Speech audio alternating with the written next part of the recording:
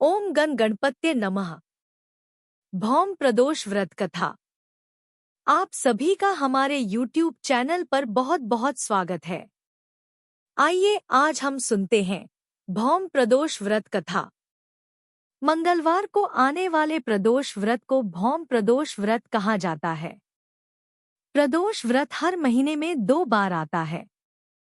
कृष्ण पक्ष की त्रयोदशी तथा शुक्ल पक्ष की त्रयोदशी, दोनों को ही प्रदोष व्रत कहा जाता है। हिंदू धर्म में प्रदोष व्रत का बहुत महत्व है। प्रदोष व्रत की पूजा का समय सूर्यास्त से 45 मिनट पहले तथा सूर्यास्त के 45 मिनट बाद तक का माना जाता है। इस समय पर की गई पूजा का विशेष महत्व होता है तथा प्रदोष काल में की गई पूजा का पूरा पुण्य फल साधक को मिलता है। प्रदोष व्रत करने से मांगलिक दोष तथा विवाह में आ रही बाधा दूर होती है। इस व्रत को करने से व्यक्ति के पाप धुल जाते हैं तथा उसे शिवधाम की प्राप्ति होती है। साथ ही जीवन के कष्ट दूर होते हैं और मनोकामनाएं पूरी होती हैं। यदि आप प्रदोष व्रत की शुरुआत करना चाहते हैं तो प्रदोष व्रत किसी भी महीने के शुक्ल पक्ष की त्रयोदशी से शुरू किया जा सकता है। प्रदोष व्रत करने के लिए सुबह उठकर स्नान करें। प्रदोष व्रत के दिन भगवान शिव की पूजा करें। व्रत के दिन शिवलिंग पर सफेद चंदन, फूल, भांग, बेल पत्र आदि अर्पित करें। प्रदोष व्रत वाले दिन भगवान शिव के साथ में गौरी की भी पूजा अर्चना करनी चाहिए। भोग में भगवान शंकर को खीर, आलू का हलवा, गन्ने का रस, सफेद मिठाई, केसर वाला दूध आदि का भोग लगाए। अंत में आरती करें, शिव चालीसा का पाठ करें तथा भगवान से अपनी गलतियों के लिए माफी मांगे। भौम प्रदोष व्रत की संपूर्ण कथा। आइए शुरुआत करते हैं अंधी बुढ़िया की कथा से। आइए अब सुनते हैं गणेश भगवान जी की कहानी। बोलो गणेश भगवान की जय हो।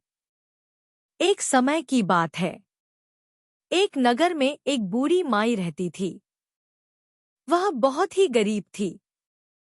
उसे आंखों से दिखाई भी नहीं देता था। उनका एक छोटा सा परिवार था जिसमें उसका बेटा और बहू रहते थे। बूढ़ी माँ भगवान श्री गणेश की परम भक्त थी। वह बूढ़ी माँ गणेश जी के प्रति बहुत ही आस्था रखती थी और भक्तिभाव से रोजाना पूजा करती थी। ऐसा करते करते सालों बीत गए। एक दिन गणेश भगवान जी ने सोचा कि बुढ़िया माई की परीक्षा लेनी चाहिए। रोजाना की तरह जैसे ही बुढ़िया माई गणेश जी की पूजा समाप्त करके उठी तो गणेश जी भगवान ने उसे दर्शन दिए और कहने लगे कि बुढ़िया माई, मैं तेरी पूजा से बहुत ही प्रसन्न हूँ। तुम कोई आशीर्वाद मांगना चाहती हो तो मांग लो, मैं तुम्हें अवश्य दूंगा। तो बुढ़िया माई ने गणेश जी से कहा कि मैं तो तेरी भक्ति से ही खुश हूँ, मुझे मांगना नहीं आता। आपने दर्शन दे दिए, मेरे लिए तो वही बहुत है। तब गणेश जी भगवान ने कहा, नहीं, मैं तुम्हें कुछ ना कुछ तो अवश्य दूंगा। तुम ऐसा करना, कल अपने बेटे बहू से पूछ कर आना, मैं कल फिर आऊंगा। ऐसा कहकर गणेश जी भगवान अंतर्ध्यान हो गए। बुढ़िया माई गणेश जी के कहे अनुसार अपने बेटे के पास गई और बोली कि बेटा, आज मुझे प्रभु गणेश जी ने स्वयं दर्शन दिए हैं और वरदान मांगने को कहा है। मुझे तो कुछ वरदान मांगना नहीं आता, तुम ही बता दो कि क्या मांगना है। गणेश जी भगवान मुझसे कह कर गए हैं कि कल मैं फिर आऊंगा। तब बेटे ने कहा कि माँ, गणेश जी भगवान से बहुत सारी धन दौलत मांग लो।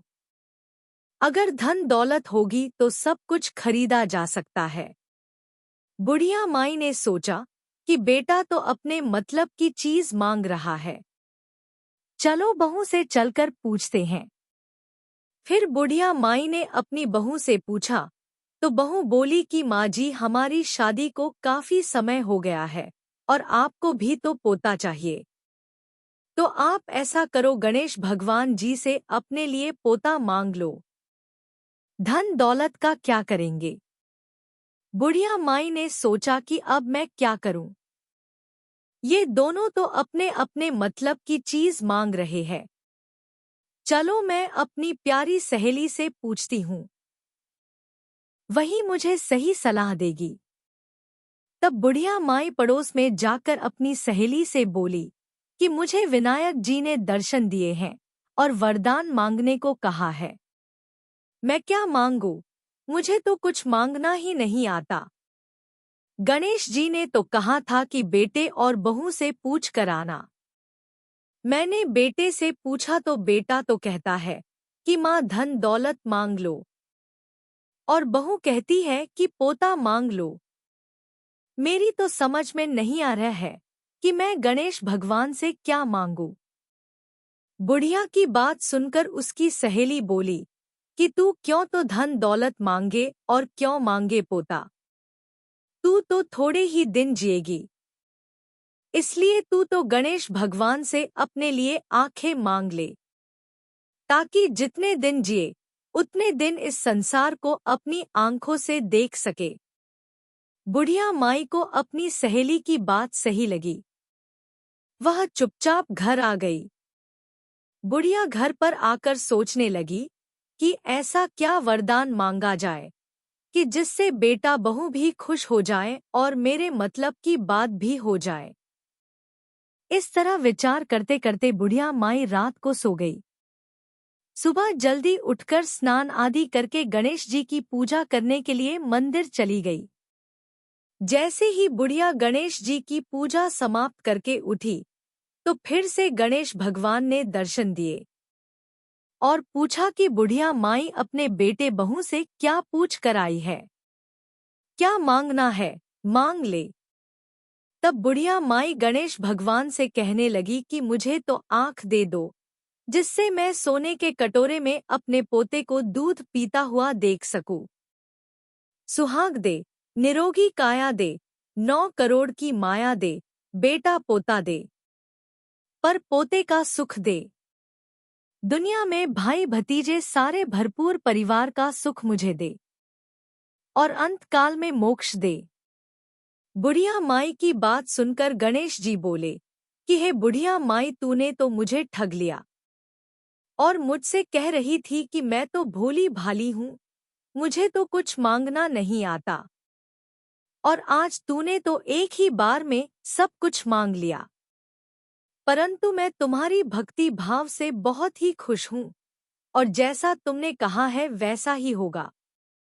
ऐसा कहकर गणेश जी अंतर्ध्यान हो गए और बुढ़िया माई ने जैसा मांगा था उसे वैसा सब कुछ मिल गया।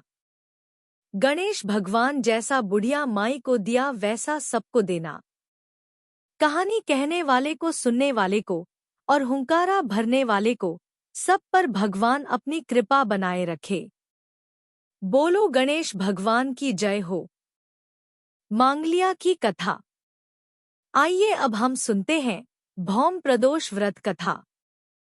हनुमान जी महाराज की जय हो। एक समय की बात है। एक नगर में एक बुढ़िया निवास करती थी। उसके मांगलिया नाम का एक पुत्र था। वह बुढ़िया हनुमान जी की परम भक्त थी और हनुमान जी पर पूरी आस्था रखती थी। हर मंगलवार हनुमान जी का व्रत रखती थी और विधि विधान से हनुमान जी की पूजा आराधना करती थी। उस बुढ़िया का एक नियम था कि वह मंगलवार के दिन ना तो घर को लीपती थी और ना ही चौका लगाती थी और ना ही मिट्टी खोदती थी। इस तरह बुढ़िया माई को व्रत करते हुए कई महीने बीत गए। एक बार हनुमान जी ने सोचा कि क्यों न आज बुढ़िया माई की परीक्षा ली जाए। यह सोचकर हनुमान जी ने साधु का वेश धारण किया और बुढ़िया माई के दरवाजे पर जाकर जोर जोर से आवाज लगाने लगे कि क्या ऐसा कोई हनुमान भक्त है जो हमारी इच्छा को पूरी कर सके। जैसे ही यह आवाज उस बुढ़िया माई ने सुनी तो वह जल्दी से बाहर आई और बोली कि आज्ञा दीजिए महाराज, मैं आपकी इच्छा पूरी करूंगी। तब साधु के भेष में हनुमान जी बोले कि हे बुढ़िया माई, मैं बहुत भूखा हूँ, भोजन करना चाहता हूँ। तो बुढ़िया माई ने कहा, हाँ हाँ क्यों नहीं बाबा, आप अंदर आइए, बैठिए, मैं आपके लिए भोजन बनाकर लाती हूँ। बुढ़िया माई की बात सुनकर साधु बाबा बोले कि मैं अपना भोजन स्वयं बनाऊंगा, तुम मुझे भोजन बनाने के लिए सामग्री ला दो और थोड़ी सी जगह पर गोबर मिट्टी का चौका लगा दो।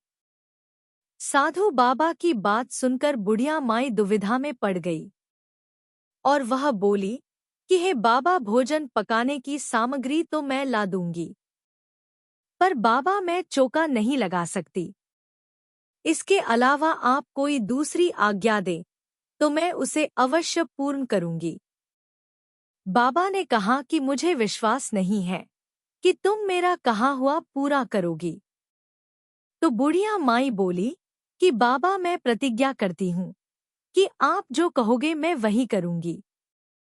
बाबा ने यह सोचा कि बुढ़िया माई अपनी बात से पीछे नहीं हट जाए, इसलिए बाबा ने बुढ़िया माई की बात सुनकर साधु बाबा ने उस बुढ़िया से 3 बार प्रतिज्ञा करवा ली। प्रतिज्ञा करने के बाद बुढ़िया माई ने कहा कि साधु बाबा कहो क्या आज्ञा है। तब साधु के भेष में हनुमान जी ने कहा कि तुम अपने पुत्र को बुलाओ, मैं उसकी पीठ पर आग जलाकर भोजन बनाऊंगा।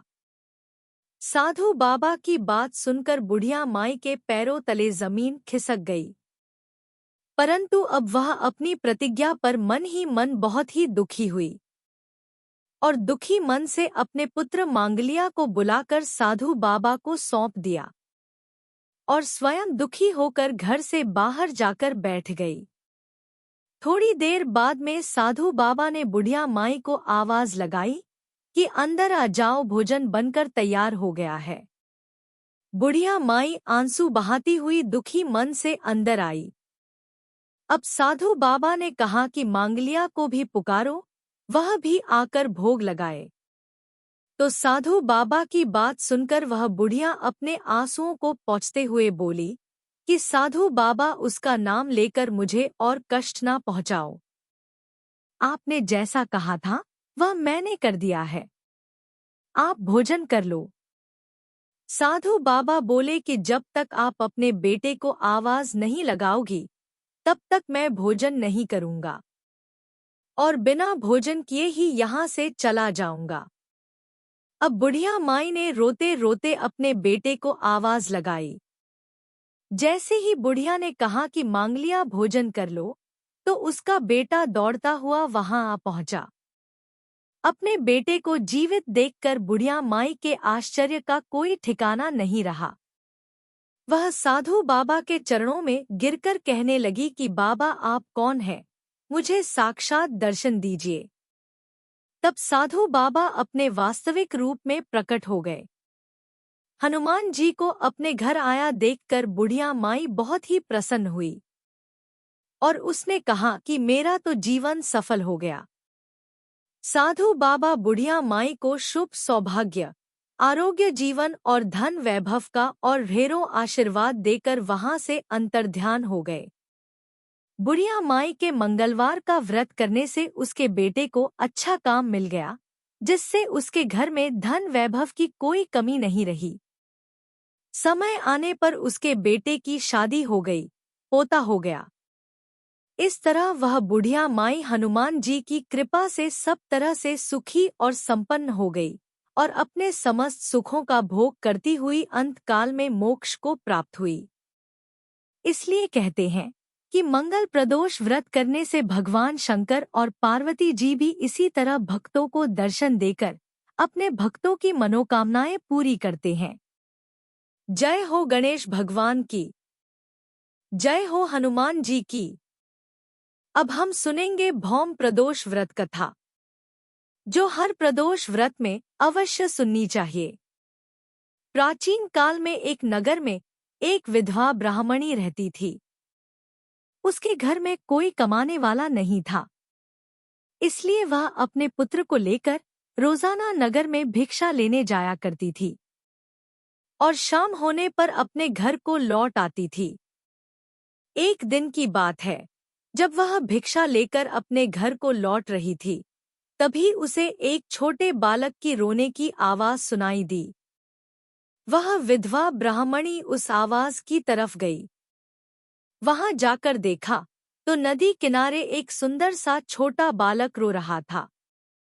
उस बालक के आसपास कोई नहीं था और वह लावारिस पड़ा हुआ रो रहा था। जब ब्राह्मणी ने उस बालक को देखा तो ब्राह्मणी को उस पर दया आ गई और वह उस बालक को उठाकर अपने साथ लेकर घर आ गई। उस बच्चे का अपने बेटे की तरह ही पालन पोषण करने लगी। ऐसा करते करते कई महीने बीत गए, लेकिन उस ब्राह्मणी को उस बालक के अतीत के बारे कुछ नहीं पता चला। कुछ समय के पश्चात वह ब्राह्मणी उन दोनों बालकों को साथ लेकर मंदिर गई। वहां पर उनकी मुलाकात ऋषि शांडिल्य से हुई। ब्राह्मणी ने शांडिल्य मुनि को प्रणाम किया और ऋषिजी को बताया कि यह बालक मुझे जंगल में अकेला पड़ा हुआ मिला था। वहां इसके आसपास कोई नहीं था। यह बालक वहां कैसे आया और किसका है?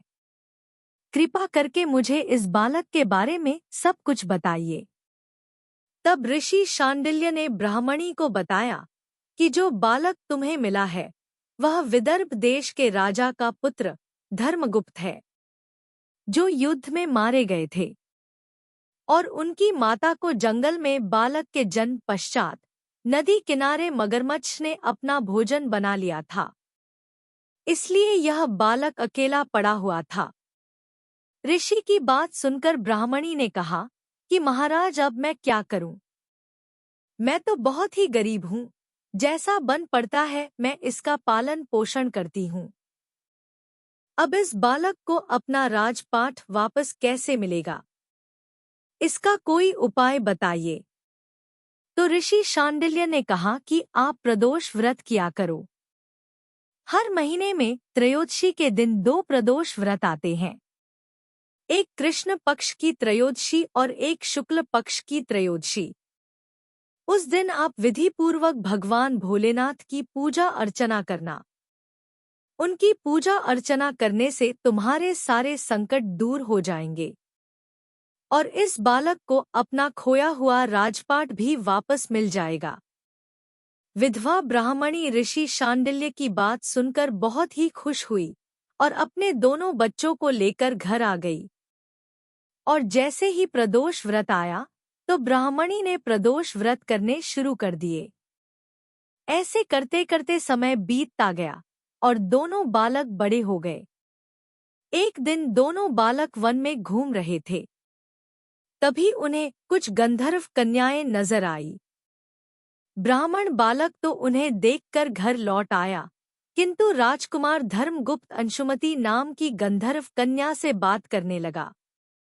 बातें करते करते गंधर्व कन्या और राजकुमार एक दूसरे पर मोहित हो गए और फिर इस तरह दोनों में प्यार हो गया और फिर दोनों बातें करते हुए अपने अपने घर को चले गए। घर जाकर राजकुमार के बारे में अंशुमति ने अपने पिता को बताया। तब दूसरे दिन अंशुमति और उसके पिताजी दोनों उसी जगह पर आए जहां पर वह राजकुमार आया था। थोड़ी देर के बाद राजकुमार भी वहां पर आ गया।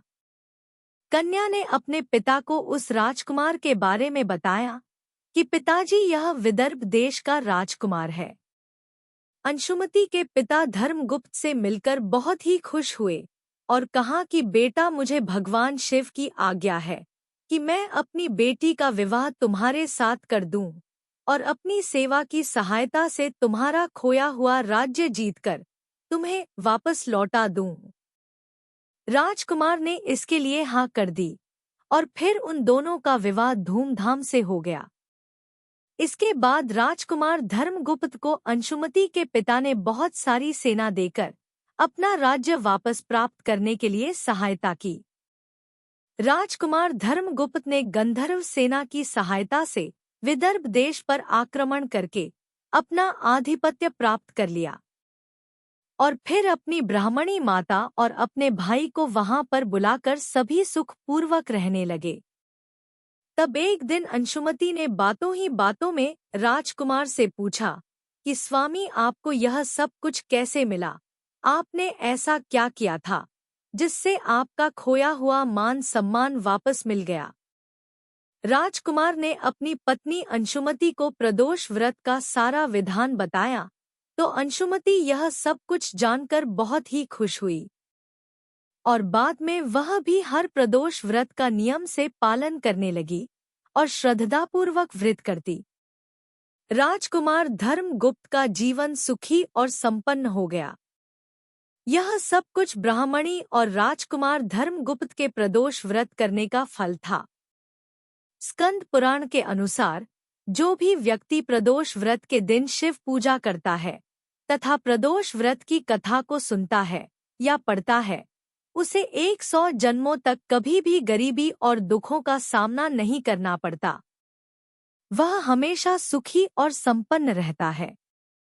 कहा जाता है कि प्रदोष काल में भगवान शिव की पूजा करने से व्यक्ति की सारी मनोकामनाएं पूर्ण होती है, क्योंकि प्रदोष काल के समय में भगवान भोलेनाथ कैलाश पर्वत पर विद्यमान रहते हैं और बहुत ही प्रसन्नचित मुद्रा में होते हैं। इसीलिए इस समय जो भी कोई व्यक्ति पूजा करता है तो भगवान भोलेनाथ उसकी सभी मनोकामनाएं पूरी करते हैं। बाबा भोलेनाथ की जय हो। आइए अब हम सुनते हैं भौम प्रदोष व्रत की अगली कथा। भगवान भोले शंकर और माता पार्वती जी की कथा। एक समय की बात है, एक बार माता पार्वती जी घोर तपस्या कर रही थी। उनकी भक्ति और तपस्या को देखकर देवताओं ने शिवजी से माता पार्वती की मनोकामना पूरी करने के लिए कहा। तब शंकर भगवान ने माता पार्वती जी की मनोकामना पूरी करने की सोची और शंकर भगवान ने माता पार्वती जी के पास सप्तऋषियों को भेजा।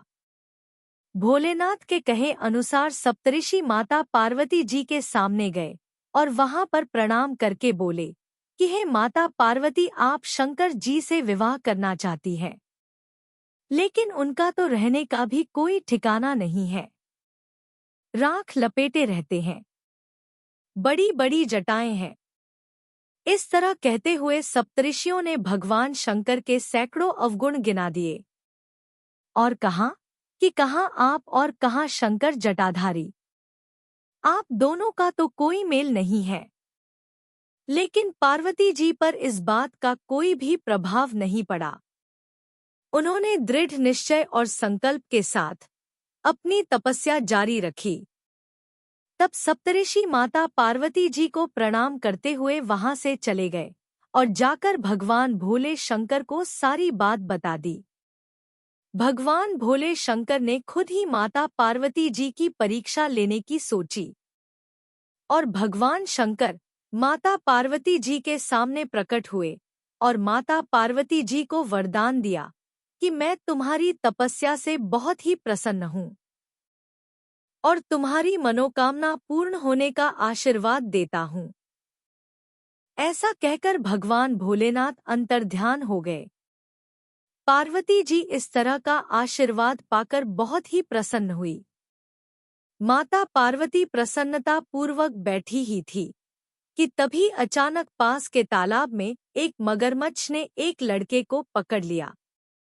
वह लड़का जोर जोर से चिल्ला रहा था। माता पार्वती को जैसे ही लड़के की आवाज सुनाई दी तो वह भाग कर वहां गई जहां से आवाज आ रही थी। वहां जाकर उन्होंने देखा कि एक मगरमच्छ एक लड़के को तालाब में खींचकर ले जा रहा है। तभी उस लड़के की नजर माता पार्वती पर पड़ी तो उस लड़के ने माता पार्वती जी देवी से कहा कि हे देवी, ना तो मेरी माँ है, ना ही मेरे बाप है और ना ही मेरे कोई मित्र है। हे माता, आप मेरी रक्षा करो। इस समय आप ही मेरी सब कुछ हो। तो उस बच्चे के दीन वचन सुनकर पार्वती जी ने कहा कि हे मगरमच्छ, इस लड़के को छोड़ दो। मगरमच्छ बोला कि दिन के छठे पहर में जो मुझे मिलता है, मैं उसे ही अपना आहार समझकर स्वीकार कर लेता हूँ। यह मेरा नियम है, मैं इस नियम को नहीं छोड़ सकता। ब्रह्मदेव ने दिन के छठे पहर में इस लड़के को मेरे लिए भेजा है, तो मैं इसे कैसे छोड़ दूं? मगरमच्छ की बात सुनकर पार्वती जी विनती करने लगी कि तुम इस लड़के को छोड़ दो, बदले में जो तुम्हें चाहिए वह मुझसे मांग लो। पार्वती माता की बात सुनकर मगरमच्छ बोला कि मैं एक ही शर्त पर इसे छोड़ सकता हूँ। आपने जो तपस्या करके महादेव जी से जो वरदान मांगा है, यदि उस तप का फल मुझे दोगी तो ही मैं इसे छोड़ूंगा। तब माता पार्वती बिना सोचे समझे झट से तैयार हो गई और कहने लगी कि मैं अपने तप का फल तुम्हें देने के लिए तैयार हूँ, लेकिन तुम इस बालक को छोड़ दो। मगरमच्छ माता पार्वती जी की बात सुनकर कहने लगा कि सोच लो देवी, जोश में आकर ऐसा संकल्प मत करो, सोच समझकर निर्णय लो। हजारों वर्ष जैसी आपने तपस्या की है, वह देवताओं के लिए भी संभव नहीं है। तुम इस बालक के प्राणों के बदले अपनी सालों की तपस्या छोड़ रही हो, एक बार फिर से सोच लो। तो पार्वती जी ने कहा कि मेरा दृढ़ निश्चय है, मैं तुम्हें अपने तप का फल देती हूँ, तुम इसको जीवन दान दे दो। तब मगरमच्छ ने पार्वती जी से तप दान करने का संकल्प करवाया। तप का दान होते ही मगरमच्छ का शरीर तेज से चमकने लगा। मगरमच्छ बोला कि हे पार्वती जी, देखो तप के प्रभाव से मैं तेजस्वी बन गया और तुमने अपने जीवन भर की पूंजी एक बच्चे के लिए व्यर्थ कर दी। अगर तुम चाहो तो अभी भी मैं तुम्हें अपनी भूल सुधारने का एक मौका और दे सकता हूँ। पार्वती जी ने कहा कि हे मगरमच्छ, तब तो मैं दोबारा भी कर सकती हूँ। यदि तुम इस लड़के को खा जाते हो, तो क्या इसको जीवन वापस मिल सकता है? पार्वती जी के इतना कहते ही वह लड़का भी अदृश्य हो गया और मगरमच्छ भी अदृश्य हो गया।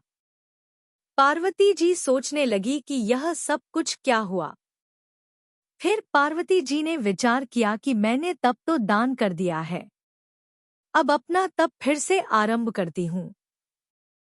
तब माता पार्वती जी ने फिर से तप करने का संकल्प लिया और जैसे ही तप शुरू करने वाली थी, तभी भगवान भोले शंकर वहां पर प्रकट हुए और पूछा कि हे देवी, आप क्या कर रही है? तब माता पार्वती जी ने कहा कि मैंने एक बालक की जान बचाने के लिए अपने तप का दान मगरमच्छ को कर दिया है। क्योंकि मैंने अपने तप का दान कर दिया है, तो आपको अपने पति के रूप में पाने के लिए मैं फिर से तप कर रही हूँ। तो पार्वती जी की बात सुनकर भगवान शंकर ने कहा कि अब तुम्हें दोबारा तप करने की आवश्यकता नहीं है। उस बालक और मगरमच्छ के रूप में मैं ही था। आपने अपने तप का दान मुझे ही किया है। मैं तो बस तुम्हारी परीक्षा ले रहा था कि तुम्हारा चित्त प्राणी मात्र में सुख दुख का अनुभव करता है या नहीं करता। तुम अपनी परीक्षा में सफल हुई, इसीलिए अब तुम्हें फिर से तप करने की कोई आवश्यकता नहीं है। यह सब जानने के बाद में माता पार्वती जी बहुत ही प्रसन्न हुई और महादेव जी को प्रणाम करके प्रसन्न मन से उन्हें विदा किया। बोलो भोले शंकर जी की जय, बोलो महादेव जी की जय। आइए अब हम सुनते हैं लपसी और तपसी की कथा। लपसी और तपसी की कथा हर एक व्रत, पूजा पाठ व कथा के बाद में अवश्य सुननी चाहिए। एक लपसी था और एक तपसी था। तपसी हमेशा भगवान की तपस्या करता था, लेकिन उसे चोरी करने की आदत थी।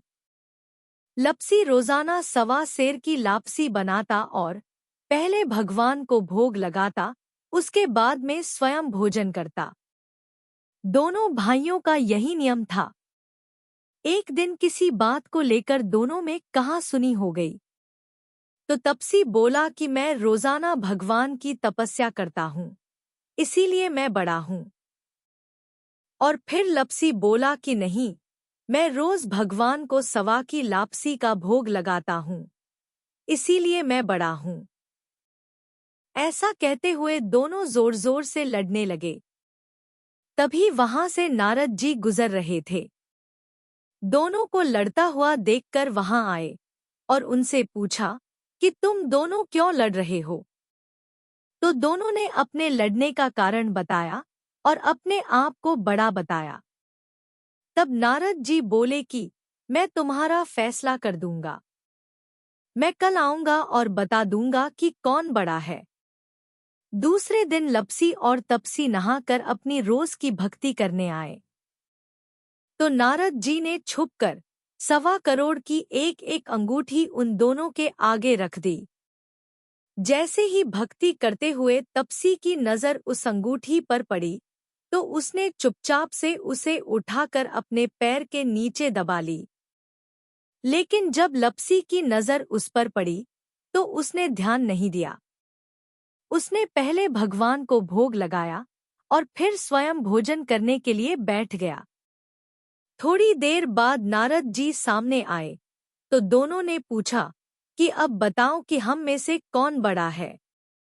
तब नारद जी ने तपसी से खड़ा होने के लिए कहा तो वह जब खड़ा हुआ तो उसके पैर के नीचे दबी हुई अंगूठी दिखाई दी। तो नारद जी ने तपसी से कहा कि तुम तपस्या तो करते हो, परंतु इतनी तपस्या करने के बाद भी तुम्हारी चोरी करने की आदत नहीं गई। यह अंगूठी मैंने ही तुम दोनों के आगे रखी थी। मैं यह देखना चाहता था कि तुम दोनों में से किसके मन में लालच है, तो तूने तो अंगूठी दिखाई पड़ते ही झट से अपने पैर के नीचे दबा ली। लेकिन लपसी का ध्यान अंगूठी पर जाने के बाद भी लपसी ने अंगूठी को ना ही उठाया और ना ही ध्यान दिया।